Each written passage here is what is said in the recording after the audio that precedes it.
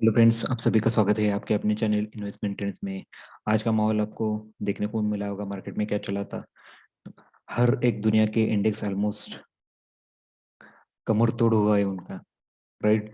मतलब हर कोई इंडेक्स अगर आप देखोगे तो आपको देखने को मिलेगा कि वो रेड में ही है, राइट। तो पहले देखते हैं वर्ल्ड का इंडेक्स, देन हम जाते हैं। कुछ न्यूज़ थे जिनको कवर अप करने थे। ओके, तो यहाँ पर शुरू होता है अर्जेंटीना से। मैं थोड़ा क्विकली स्क्रॉल अप करता हूँ क्योंकि आज का वीडियो थोड़ा सा लंबा हो सकता है। कोई पॉइंटर थे जो आपके साथ डिस्कस करने थे। ओके ओके, तो आप देख सकते हो ऑलमोस्ट हर एक कंट्री में मोस्टली रेड ही देखने को मिलेगा आपको। तो कवर अप करते हैं क्विकली। रशिया जो कि पार्टिसिपेंट है इस इवेंट में, यूक्रेन और रशिया। ओके, तो यहाँ पर देखते हैं दो इंडेक्स है। एक तो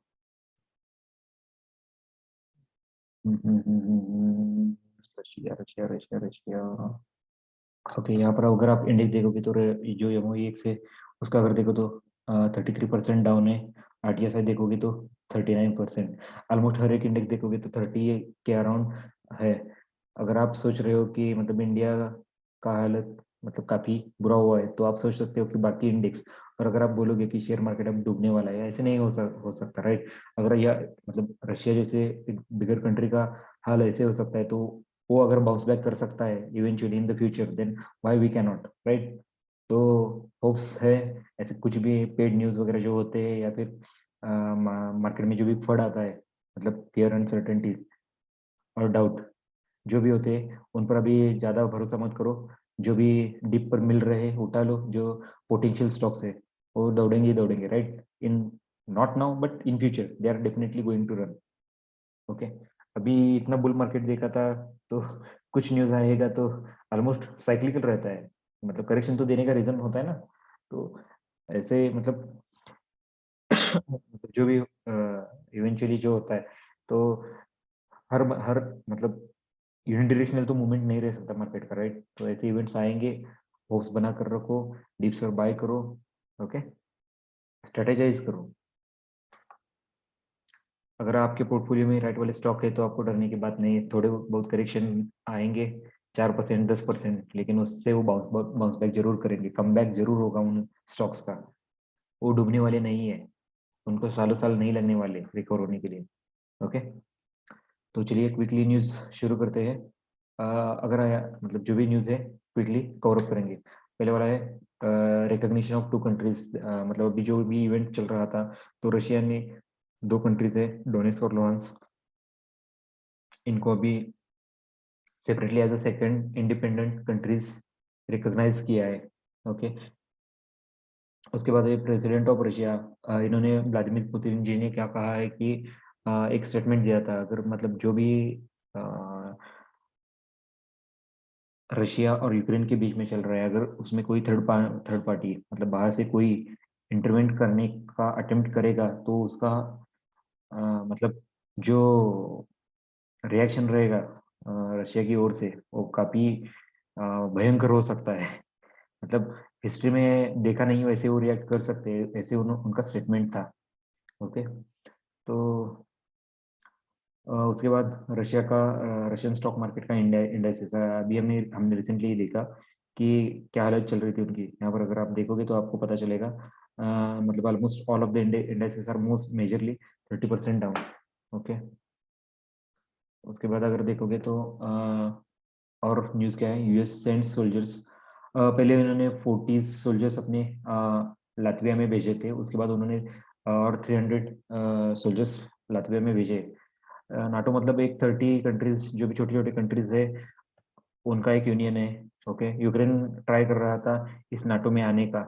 इसमें कैसे रहता है, जो भी 30 कंट्रीज है, अगर इनमें से किसी भी एक भी कंट्री पर कोई कंट्री अटैक करती है, तो बाकी के 29 कंट्रीज उस एक कंट्री के साथ जुड़ जाते हैं और साथ मिलकर 30 कंट्रीज उनके अगेंस्ट फाइट करते हैं। ये जो भी कंट्रीज है, मतलब स्लोवेकिया, मतलब जो भी छोटी छोटी कंट्रीज है, तो वो मतलब उनका यूनियन है, ओके।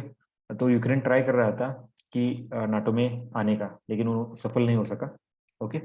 अभी कई लोगों का डाउट है कि ये वर्ल्ड वॉर 3 का स्टार्ट है क्या या फिर बिगिनिंग है क्या। ऐसे अगर देखा जाए तो ये वर्ल्ड वॉर 3 अगर होगा तो मतलब एंड ऑफ द वर्ल्ड होगा, राइट।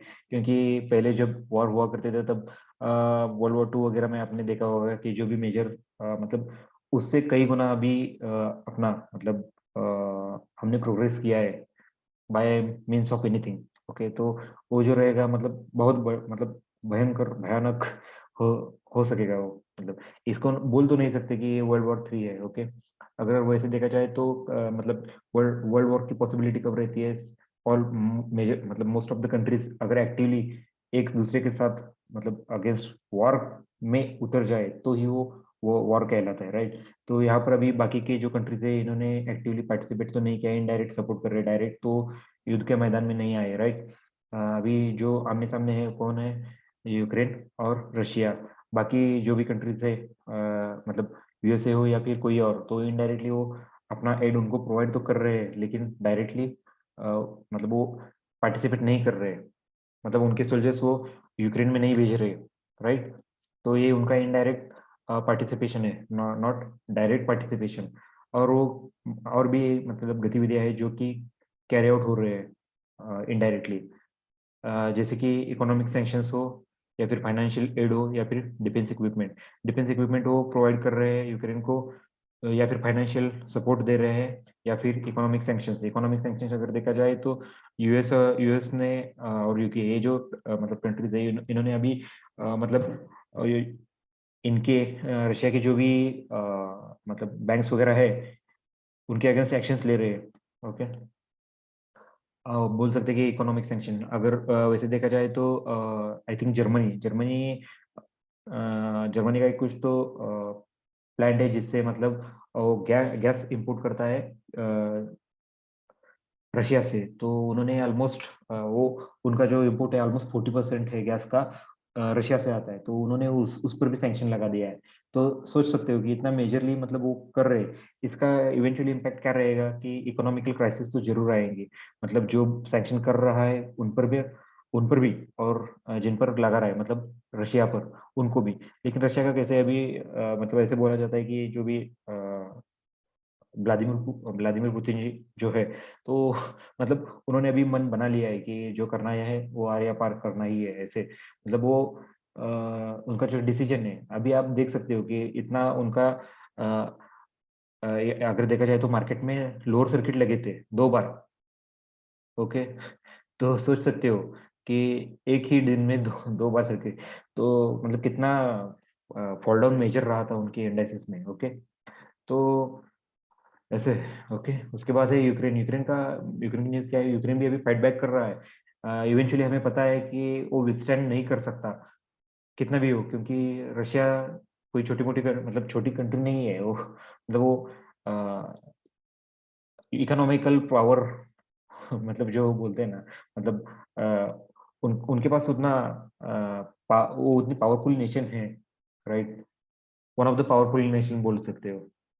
उसके बाद अभी देखा जाए तो यूक्रेन का भी मतलब जो भी उनके अपने इंडियन एम्बेसी में जिन इंडियन एम्बेसी में उनके जो भी रिप्रेजेंटेटिव थे, उनकी ओर से एक बयान आया था कि उनका कहना था कि पीएम मोदी जी जो है उन्हें भी इंटरवेंशन करना पड़ेगा, या फिर ऐसे उनका कहना था कि मोदी जी इस बड़े प्लेटफॉर्म पर अगर मतलब इंटरवेंट करके कुछ मतलब चेंज कर सकते हैं, मतलब उन्होंने अपना कॉन्फिडेंस दिखाया था कि ऐसे, क्योंकि अगर वैसे देखा जाए तो रूस और या फिर रशिया बोल सकते हैं, रशिया और इंडिया का जो मतलब फ्रेंडशिप है तो काफी पुराना है, ओके।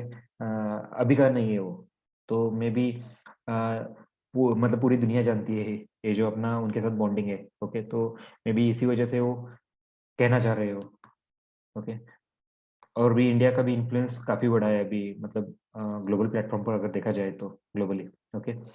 और भी एक बात कहना चाहूंगा, लेकिन जैसे भी यूक्रेन एम्बेसी ने ऐसे मतलब इंडिया में जो एम्बेसी उन्होंने उनके ओर से बयान तो आया, लेकिन अगर देखा जाए तो यूक्रेन का इंडिया को डायरेक्ट सपोर्ट कभी भी नहीं रहा था। उल्टा उनका अपोज ही रहा था। मतलब कुछ एग्जांपल देना चाहूंगा, पोखरण का जो न्यूक्लियर टेस्ट था हमारा, तो उस टाइम पर भी ये अपने अगेंस्ट थे यूक्रेन। और रिसेंटली आर्टिकल 370 भी जो था, वहां पर भी रशिया अपने फेवर में, मतलब अपने साथ था, और यूक्रेन हमेशा की तरह अगेंस्ट ही था। और भी मतलब कई एग्जांपल्स है। मतलब कुछ टैंक्स मतलब जो थे वो उन्होंने पाकिस्तान को प्रोवाइड किए, जो कि इंडिया उसके अगेंस्ट था, फिर भी उन्होंने एक नहीं सुनी और प्रोवाइड किया। तो मे बी अगर उनके एक्शन इनडायरेक्टली देखा जाए तो अपने अगेंस्ट ही है इंडिया के। लेकिन वो भी अभी गुहार लगा रहे हैं कि इंडिया को, कि मे बी इंडिया भी पावरफुल नेशन है, तो मे बी वो इंटरवेन कर सकता है। उसके बाद है क्वाड अलायंसेस। क्वाड अलायंसेस में अगर देखा जाए तो 4 कंट्रीज है, यूएसए, ऑस्ट्रेलिया, जापान और इंडिया। इनमें से 3 कंट्रीज जो है, यूएसए, ऑस्ट्रेलिया और जापान, इन्होंने अभी इकोनॉमिकल सैंक्शंस लगाने शुरू कर दिए हैं रशिया पर। और यूएसए चाहता था कि हम भी, मतलब इंडिया, उन पर कुछ सैंक्शन मतलब लगाए, लेकिन इंडिया का स्टैंड अभी न्यूट्रल रहा है। ओके, तो इसके चलते अगर देखा जाए तो जो भी स्टॉक्स है, कई सारे स्टॉक्स अगर अगर देखा जाए तो अभी डिस्काउंटेड में मिल रहे हैं। तो मे भी आप इस अपॉर्चुनिटी का फायदा उठा सकते हो, और अपना पोर्टफोलियो अगर आपको मतलब बनाना है तो इस मौके पर बना सकते हो। ओके, वैसे देखा जाए तो न्यूज़ तो सैड है, लेकिन अ, अगर आपको पोर्टफोलियो बिल्डअप करना है तो मौका मिला है तो उठा लो। तो जो स्टॉक्स है मोस्टली लार्ज कैप के ही है, तो एक और के, क्योंकि इनमें पोटेंशियल अच्छा रहता है। अगर ये गिरेंगे तो भी बाउंस बैक भी जल्दी ही करेंगे और अच्छी तरह से करेंगे। ओके, तो ये देखा जाए तो पहले वाला है TCS, HDFC Bank, Bajaj Finance, Bajaj Finserv, Asian Paint, DMart, Pidilite India, Relaxo, Hindustan Unilever, Reliance, Infosys, Kotak Bank, उसके बाद है टाइटन, पॉलीकैब और दीपक नाइट्राइट। ये जो स्टॉक्स है, और भी बहुत सारे स्टॉक्स होंगे, लेकिन हमें जो अच्छे लगे तो हमने वो पिक किए। कई और स्टॉक्स हैं जो कि मतलब मिड कैप या स्मॉल कैप के रहेंगे, लेकिन उनमें कैसे रहता है कि इस फॉल डाउन के टाइम पर अगर देखोगे तो 10-10, 15-15% के गिरावट उनमें आप देख सकते हो। तो ऐसे स्टॉक से उन्हें रिकवर करने में थोड़ा टाइम लगता है। ये जो है दिग्गज स्टॉक है, पोटेंशियल ज्यादा है इनमें, तो रिकवरी भी इनमें फास्ट हो सकती है। इसलिए आप अपने रडार पर बने रहते हैं, मतलब लार्ज कैप के। ओके, मे बी रिटर्न्स थोड़े कम मिलेंगे, लेकिन अश्योरेंस रहता है इन स्टॉक्स में। ओके, आशा करता हूँ ये वीडियो आपको पसंद आई होगी। पसंद आए तो वीडियो को लाइक, शेयर और सब्सक्राइब जरूर कर देना। ओके, मिलते हैं अगली वाली वीडियो में। Till then, take care, bye bye.